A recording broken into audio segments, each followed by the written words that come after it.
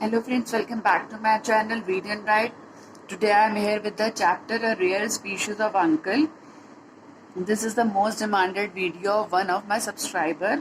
उन्होंने मेरे साथ पिक्स शेयर करी हैं और उन्होंने बोला है कि इसका हिंदी एक्सप्लेनेशन मैं करके बता दूं.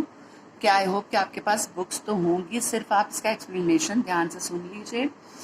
हिंदी एक्सप्लेनेशन मैं चैप्टर्स का करवाती हूँ, तो इसका ये हिंदी एक्सप्लेनेशन है. So, without taking much of your time, let's get started the chapter. This text is taken from a biography of Salim Ali. Salim Bhai was my mamu, my grandmother's Kamu's brother. जो सलीम भाई थे वो जो extract लिख रहे हैं, जो writer है उनके ग्रैंड मदर कामूस के ब्रदर थे. By the time I was born he was living with Kamu and नाना in Bandra, Bombay. My parents, Lovers, and my father, Zafar Fateh Ali, become interested in birds through Salim Mamu. My mother, Lakim, wrote a book with Salim Mamu called Common Indian Birds. वो सलीम अली जो थे birds में काफ़ी interested रहते थे और उसी के ऊपर डिपेंडेड ये थीम है. Quite often when new birds watchers are out in the field, one of two of them look into my mother's book to identify a bird. My brother, sister, I grew up in a very nature-friendly atmosphere. मेरा भाई, मेरी बहन और हम लोग nature friendly atmosphere में बड़े हुए हैं. At dinner, we often heard words like habitat and ecosystem. Habitat जो हैबिट होती है उसका हैबिटेट कहते हैं. The place where a particular type of animal और plant is normally found. And the ecosystem is called the ways which living things in an area relate to each other and their surroundings. This is called the ecosystem. Many discussions about nature and the environment took place around a beautiful old dining table in Juhu Lane, अंधेरी. जब भी हम लोग dining में मतलब dinner वगैरह करते थे तो यही हमारा टॉपिक रहता था. बर्ड्स को लेकर के हमारा टॉपिक रहता था. Those days I greatly invite my school friends because they could sleep as late as they like. मुझे उस वक्त थोड़ा सा अपने फ्रेंड्स को लेकर के, जब मैं स्कूल टाइम में था, थोड़ा सा जेलस फील होता था क्योंकि वो जब चाहते थे तब उठते थे वीकेंड्स में. We on the other hand were woken up at 5:30 AM और हम लोग जो थे वो 5:30 AM में उठ जाते थे to go to birds watching करने के लिए. हम लोग उठते थे at Borivali park which is now at national park. Sometimes Salim मामू वुड कम अलोंग टू. कभी कभी हमारे साथ सलीम मामू भी आते थे. He would drive his Willys jeep like a battle tank, honking and shouting at every person in car on the road. वो अपनी एक पुरानी जो जीप होती थी उसको लेकर के हमेशा वो चलते थे जो कि बहुत आवाज़ करती थी. और जो सलीम भाई थे, his temper which was never very sweet. उनका टेम्पर बहुत ही ज़्यादा कोई स्वीट नहीं था, लूज टेम्पर के थे. Was definitely at its worst on the road, जो कि बहुत ही रोड में जाके वर्स्ट हो जाता था. जैसे भी हम लोग कभी ट्रैफिक जाम में फंस जाते हैं तो हम लोग बहुत ही वर्स्ट फील करते हैं, बहुत ही गुस्सा आता है. ऐसे उनको भी आता था. As passengers we learn to shut our eyes and hope for the best. हम लोग जब भी उनके साथ होते थे तो एक अच्छी आशा के साथ बैठते थे कि सब कुछ अच्छा ही होगा. At Borivali we had favourite walking trails in the forest. Walking trails होते हैं जहाँ पे हम लोग वॉक करते हैं, paths that are followed for a particular purpose. And Borivali we had favourite walking trails in the forest following pretty streams and waterfall. Streams नदियाँ जो होती हैं, वाटरफॉल्स होते हैं, वहाँ वो हम लोग देखते थे. I was not a great bird watcher and I still remain सो.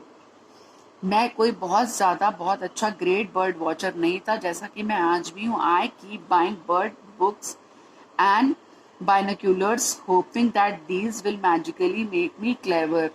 और आशा करता था कि मैं ये सब खरीदने के बाद बहुत ही क्लेवर हो जाऊंगा. बट सलीम मामू definitely had some secret bird finding talent. Salim मामू के पास कुछ सीक्रेट बर्ड फाइंडिंग टैलेंट था. He could see what no one else saw. वो कुछ ऐसा देख पाते थे, उनकी नज़र जैसे कि कहते हैं कि बहुत तीखी थी, तेज थी. वो हमेशा कुछ ऐसा देख लेते थे जो कि आम इंसान के लिए, हम लोगों के लिए देखना पॉसिबल नहीं हो पाता था. Hear what no one else heard. He could walk more miles and others much younger than he. वो इतना ज़्यादा चल लेते थे, कितने माइल्स, कितने किलोमीटर वो चल लेते थे, जबकि वो इतने यंग नहीं थे जितना कि कोई यंग पर्सन भी नहीं चल पाता है. Even when he was old, जबकि वो एक वृद्ध व्यक्ति थे. He would ride a camel or pony, walk for hours in the hot sun and climb up the shaky ladder to peer into bird nest. वो घंटों धूप में भी रह सकते थे और वो जो बर्ड जो अपना नेस्ट बनाती हैं पेड़ों के ऊपर, वो लेडर लगा करके उनमें भी, जबकि बल्कि धूप हुआ करती थी, फिर भी वो बर्ड को देखने के लिए, बर्ड्स के नेस्ट को देखने के लिए लेडर लगा करके and climb up a shaky ladder to peer into bird's nest. As children, my sister and I often went to stay with our nanny and nana. Our bedroom, the guest room, used to be directly above Salim's Mamu apartment. During our stays, we always hoped that Salim Mamu would be always in some jungle or mountain or desert. We loved to play hide and seek with our cousins. हम लोग सलीम मामू साथ जब भी चाहते थे तो हम लोग हाइड एंड सीक जरूर खेलते थे. एंड सलीम मामू डिड नॉट लाइक नॉइज. उनको शोर बिल्कुल भी नहीं पसंद था. व्हेन ही वाज वर्किंग, जब वो काम कर रहे होते थे. But what is the fun of hide and seek if you can not yell and श्रीक.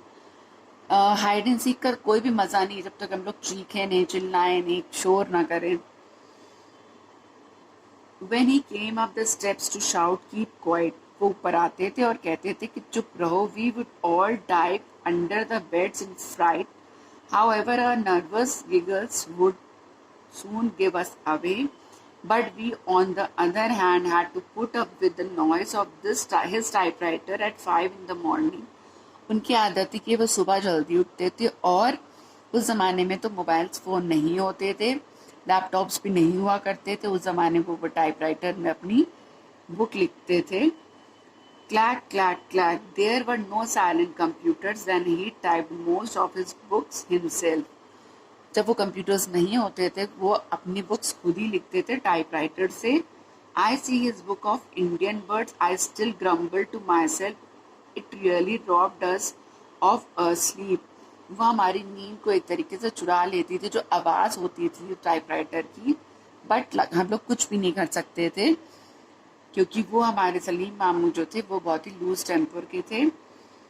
Luckily for us noisy children, Salim मामू लव्ड यंग पीपल. हम लोग बहुत ही शोर शराबे वाले, नॉइजी जैसे कि बच्चे होते हैं वैसे थे, लेकिन फिर भी सलीम मामू हम लोग से प्यार करते थे. He certainly used to scold us. कभी कभी वो हमें डांटते भी थे. But the next minute he would catch our necks with his walking stick and make a funny face. लेकिन अगले ही क्षण वो अपनी वॉकिंग स्टिक से हमारी नेक को खींचते थे, हमारे नेक को खींच कर अपने पास बुलाते थे और फनी फेस बनाते थे. देयर वॉज ऑलवेज लाफ्टर, और हंसी मजाक होता था. When he was around, जब भी हमारे आसपास होते थे, and his was the loudest and most croaky. कभी कभी बहुत ही loudest हो जाते थे. Croaky means deep and rough like a frog's voice. Once my cousin and I decided to bake a cake for him for his birthday. एक दिन हम लोगों ने डिसाइड करा कि मैं और मेरी कज़न हम लोग मिलकर के उनके लिए केक बनाते हैं, बेक करते हैं. It came out looking like a small rocky hill. वो बन के तैयार हुआ एक रॉकी हिल की तरह लग रहा था, पर्वत के समान लग रहा था, छोटा सा. However, we carried it proudly to the table. हम लोग बहुत गर्व के साथ टेबल तक उस केक को ले करके गए. And the 62 years old birthday boy, 62 years के थे, उस बर्थडे बॉय के लिए केक बना के हम लोग लेके गए. was asked to cut it. उनसे बोला कि आप इसको कट करिए. After a short struggle, the cake fell on the floor with a thud. तो अचानक से केक फ्लोर पे गिर जाता. सलीम मामू sprang back and peered at the cake. वो केक की तरफ झांकते हैं. स्ट्रेंज कहते हैं, स्ट्रेंज बहुत ही आश्चर्य की बात है. He said, it didn't break. Lucky. It didn't fall on my foot. मैं लकी था कि मैं इसको ब्रेक नहीं कर पाया और वो मेरे पैरों पर नहीं गिरा। Wherever he was, Salim Mamu always had a small army of followers, many of them children interested in wildlife because of him. बहुत से बच्चे इंटरेस्टेड रहते थे उनसे बातचीत करने में, जो कि वाइल्ड लाइफ थे, बहुत ही इम्प्रेस्ड थे, वो उनकी बातों में बहुत इंटरेस्टेड रहते थे, जो कि वाइल्ड लाइफ से बहुत प्यार करते थे। Because of him many people in our family also became interested in natural history and conservation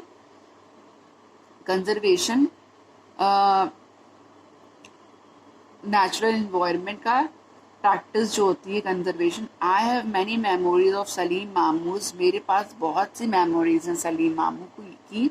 binocular around him his neck, जैसे कि वो बर्ड्स को वॉच करते थे। Surrounded by little bird watchers, mouth open staring into space, मुंह खुला रख करके वो हमेशा आसमान की तरफ, स्पेस की तरफ घूरते रहते थे।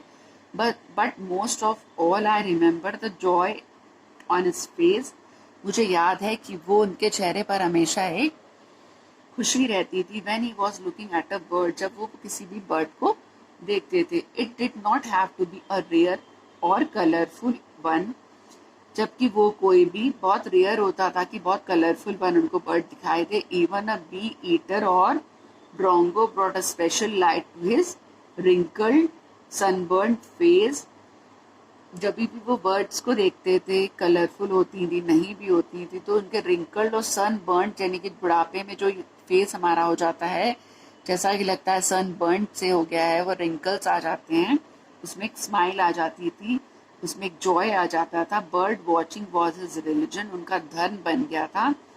हिज रोड टू पीस, और वो उनका रास्ता था सुख और शांति का। His way of finding peace and working in a peaceful way. तो friends, this is the chapter. I hope you like it. If you like, then please just hit the like button. And if you are new in my channel, please do subscribe it for more interesting explanations, more interesting videos of Gulmohar Readers chapters. Thanks for watching. मिलते हैं next video में. Till then, bye bye.